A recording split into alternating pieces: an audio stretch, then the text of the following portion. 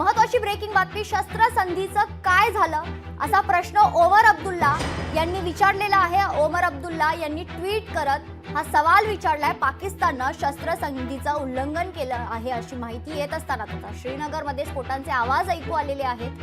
त्यासोबतच परिस्थिती चिघळल्यानंतर ओमर अब्दुल्ला यांनी सवाल केलेला आहे। खरं तर शस्त्रसंधीचं उल्लंघन पाकिस्तानकडून होतंय या संदर्भातील महत्त्वाची माहिती सूत्रांकडून समोर आली आणि त्यानंतर शस्त्रसंधीचं नेमकं काय झालं असा सवाल ओमर अब्दुल्ला यांनी ट्विट करत विचारलाय।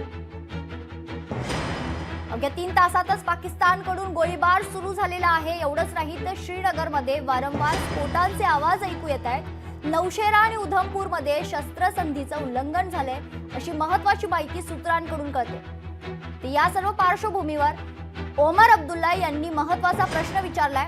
ओमर अब्दुल्ला यांनी सोशल मीडियावर पोस्ट करत ट्विट करत शस्त्रसंधीचं काय झालं असा प्रश्न उपस्थित केलाय। जम्मू काश्मीरच्या सांबा सेक्टरमध्येही गोळीबाराचा आवाज ऐकू येतोय। गोळीबारानंतर सांबामध्ये सायरनचे आवाज देखील ऐकायला आलेले आहेत। शस्त्रसंधीचं उल्लंघन केल्यानंतर जम्मूमध्ये दुसरीकडे ब्लॅकआउटची घोषणा करण्यात आली आहे। नौशेरा आणि अखनूरमध्ये ही ब्लॅकआउटची घोषणा करण्यात आलेली आहे। ओमर अब्दुल्ला यांचं ट्विट बघूयात। श्रीनगरमध्ये स्फोटांचे आवाज ऐकू आलेत।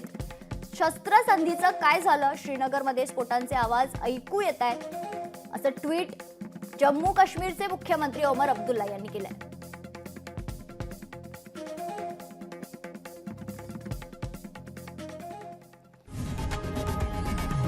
लोकशाही मराठी ऐका, पहा, जागरूक रहा।